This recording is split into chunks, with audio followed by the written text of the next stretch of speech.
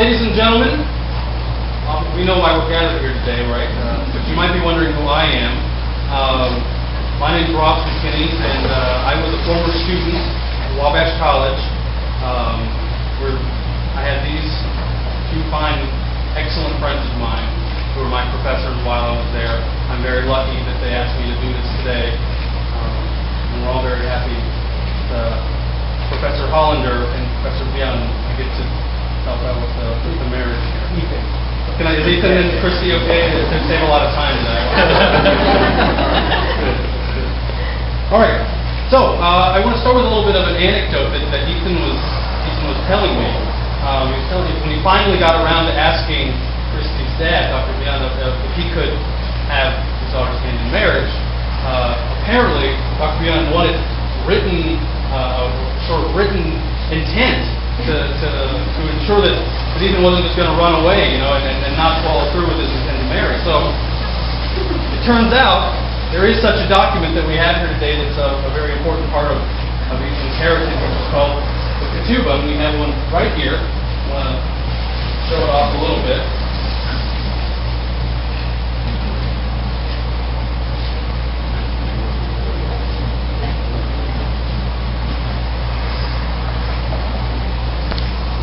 The lovely artwork, by the way, Ethan's mother, Inez, the illuminations are gorgeous, and please take a look at it afterwards. It's truly beautiful. But first, with a couple of professors here, I'm going to take a turn to do a little bit of educating myself for the people who don't know, though I think a lot of people do.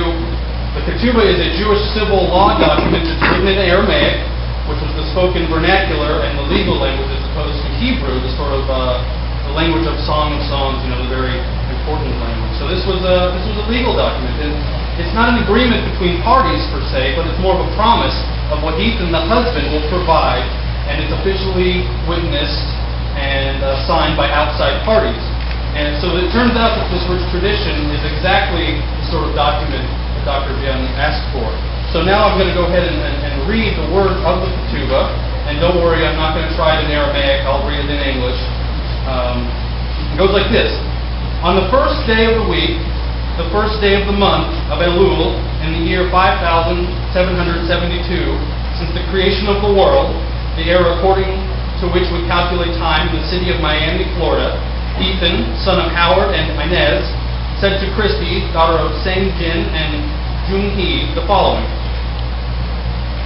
Be my wife according to the laws of our land, and I will work for you, honor you, provide for you, and support you in accordance with the custom of Jewish husbands who work for, honor, and provide for, and support their wives in such manner.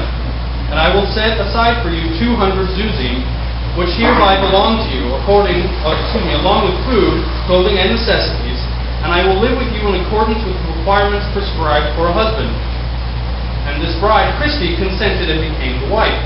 The dowry that she brought from her father's house in silver, gold, valuables, clothing, and linens amounted to 100 zuzim, and the bridegroom consented to increase this amount with 100 zuzim from his own property, making in all 200 zuzim. And thus said Ethan the bridegroom, quote, I take upon myself and my heirs after me the responsibility of this marriage contract, of the dowry, and of the additional sum, so that all this shall be paid from the best of my property, real and personal, that I now possess or may hereafter acquire. All my property, even the shirt on my shoulders, shall be mortgaged for the security of this contract, the dowry, and additions made thereto. Ethan, the bridegroom, has taken upon himself the responsibility for all the obligations of this ketubah, as is customary with other ketubot made in accordance with the institution of our sages of blessed memory. It is not to be regarded as a mere formality or symbolic exchange of goods, and promises between Ethan and Christy, the bride. The bridegroom, and Christy, the bride. They have employed an instrument legally fit for the purpose of strengthening all that is stated above, and everything in it is valid and established. So, as a student, I wanted to know something about what I was reading, right? And so I was asking Ethan about what this document exactly means. It seems pretty straightforward. I don't like to think of Ethan taking the shirt off his shoulders and running around naked in Miami, but that's part of it, I suppose. But what I really didn't know about was what a zuzim was. So, Ethan told me about a song I sung in Passover. Sung in Passover called what was it again? It was Had Gad Gad. Had Gad Gad, right, okay. Which apparently compared to the little old lady who swallowed a fly. And the words of the song, and I won't pretend to sing it, but one little goat, the dog came and bit the cat that ate the goat, which my father bought for 2 zuzim. So, now to satisfy my former professor of economics, we have a standard of currency exchange. 2 zuzim is responsible for holding the copper to be exchanged. So, Seth, where are you keeping all these goats? I forgot the goats. Forgot the goats. Okay, no goats. But surely there's something else of value that we can exchange. Perhaps a ring? A ring, okay.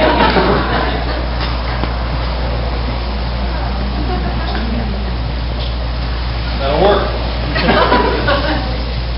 Ethan, just as the ketubah states, do you promise to work for Christy, to honor her, support her, and provide for her in the custom of husbands who work for their wives, and honor them, provide for them, and support them in truth?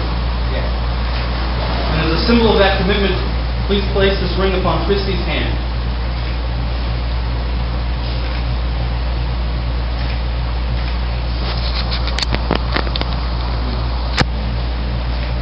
We have another ring that we can exchange perhaps.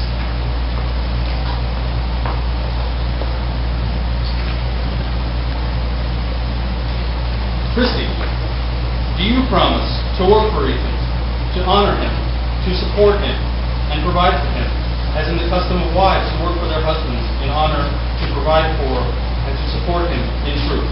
I will. And as a symbol of that commitment, please place the ring upon Ethan's hand.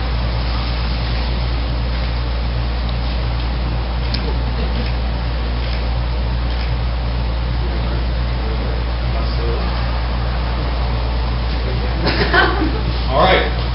Now, by the power very recently vested in me, by the state of Florida, I now pronounce you husband and wife.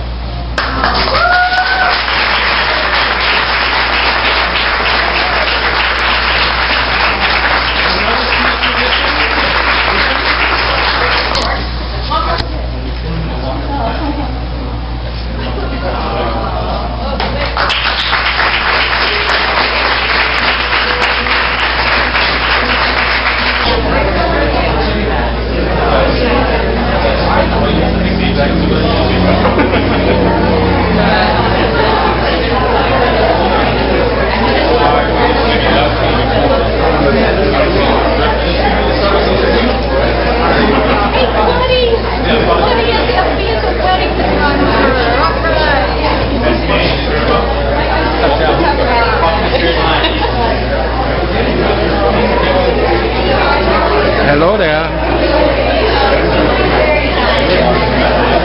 Hello there. Hello. You look awfully nice. Pack up your stuff. Uh-huh.